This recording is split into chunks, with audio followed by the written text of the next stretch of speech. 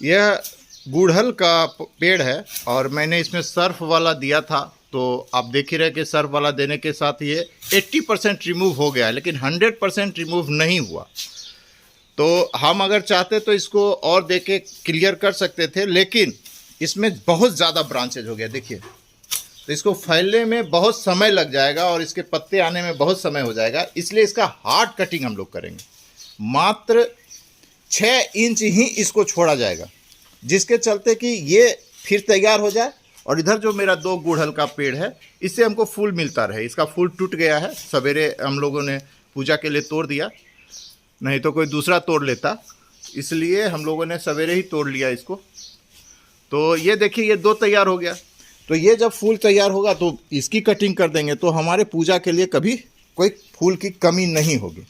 और इसके सारे ब्रांचेज को हम रिमूव करेंगे और इसके रूट को हल्का करेंगे और इसमें कंपोस्ट देंगे, वही गोबर वाला देंगे कंपोस्ट, और ये फिर से वैसा ही हरा भरा हो जाएगा। देखिए, इसी को कहते हैं हार्ड कटिंग। अब इसके जड़ों को भी हम लोग ढीला करेंगे। यह देखिए, पूरी तरह से ये जो उजला वाला दाग है रिमूव नहीं हुआ था। ये जल तो गया था लेकिन रिमूव नहीं हुआ था, तो ये फिर से हो जाता, इसलिए इसका हार्ड कटिंग होना बहुत ज़रूरी था। अब होने के बाद देखिए, ये फिर से नए ब्रांचेस देंगे और नया फूल और नए ब्रांच आएगा। ये देखिए, मेरा ये छोटा भाई प्रतिदिन मेरे घर का एक सदस्य है। कितने साल से आते हैं आप लोग? 6 साल से। 6 साल से मेरे घर में हर दिन सवेरे ही आते हैं। ये भाई साहब मेरे घर का छोटा भाई ही समझिए इसको। देखिए, ये इतना जा रहा है। अच्छा नहीं लगता है किसी को छाटना, लेकिन कभी कभी मजबूरी में ये सब काम करना पड़ता है।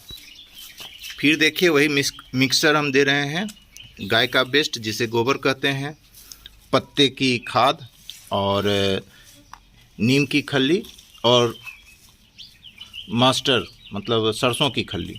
तो सरसों की खल्ली को अभी आप अवॉइड कीजिए, ये मेरा बहुत पुराना है, 6 महीना पुराना है। और दूसरी बात कि हम ज़मीन में दे रहे हैं, इसलिए आपको सरसों की खल्ली बिल्कुल ही अभी गर्मी के दिन में ना दें, नहीं तो आपका पौधा अगर गमले में है तो 100% सूख जाएगा। इसलिए सरसों की खल्ली को अभी बिल्कुल ही ना दें।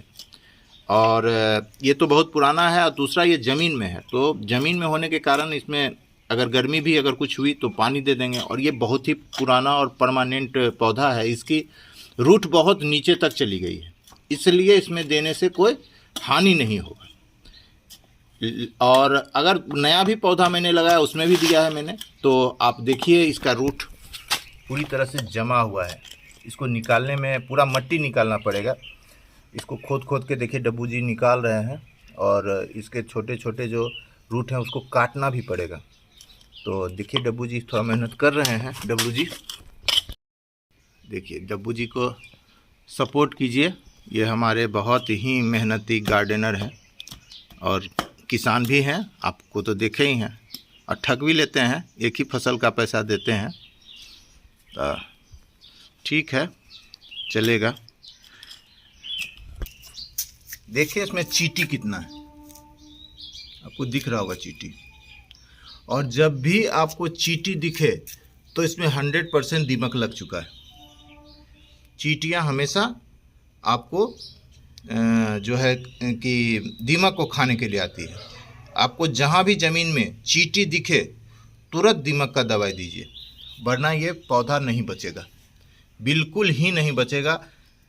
इसको तुरंत ही दीमक की दवाई देना पड़ेगा।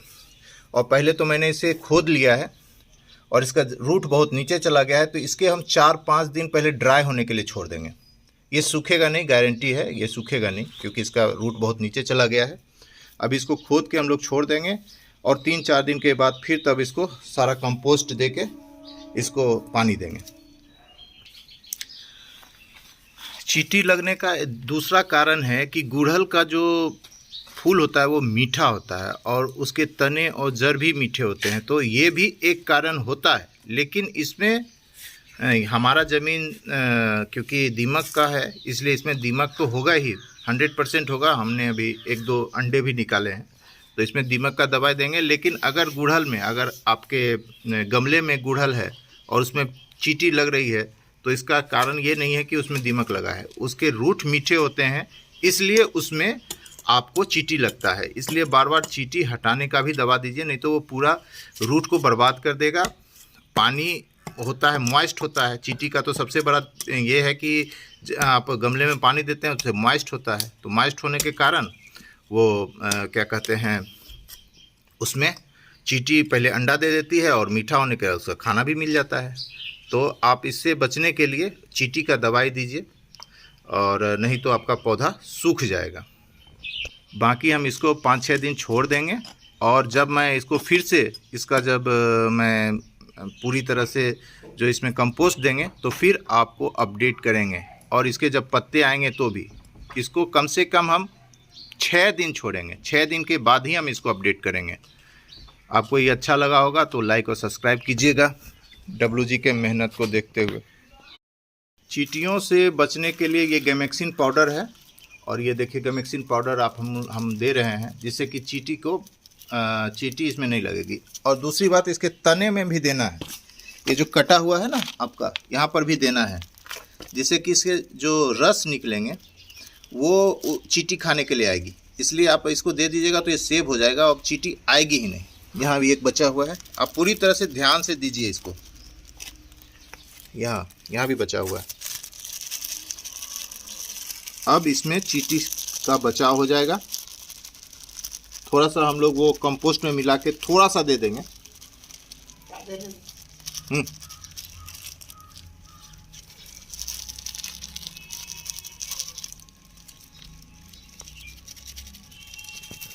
बस हो गया, उसको मिला दीजिए।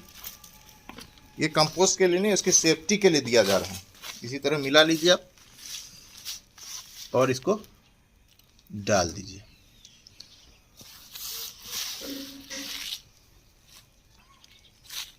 अब यह 100% सेव मोड में आ गया है।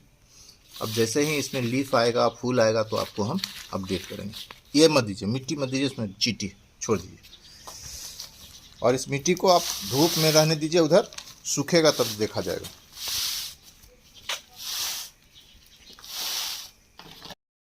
जब भी आप रिमूव करें तो एक भी डाली ना छोड़ें, क्योंकि इसमें जो कीड़े हैं वो लगेगा, दूसरे में लग जाएगा। इसको पूरी तरह से डिस्पोजल कर दें, पूरी कड़े धूप में रख दें, जिससे ये डिस्पोजल हो जाए। और इसको मैंने इसलिए काटा कि अगर मैं इसको नहीं, इसकी कटिंग नहीं करती तो ये सारा जो कीड़ा है वो आपका ये सब पौधों में लग जाता और ये सारा पौधा बर्बाद कर देता। तो एक पौधे के चलते सारा पौधा बर्बाद हो जाता, तो इसको भी बचाना था और इन सबों को भी बचाना था। इसलिए इसका कटिंग करना बहुत ही ज़रूरी था, क्योंकि ये फूल देने का समय था, अभी कटिंग का समय नहीं था।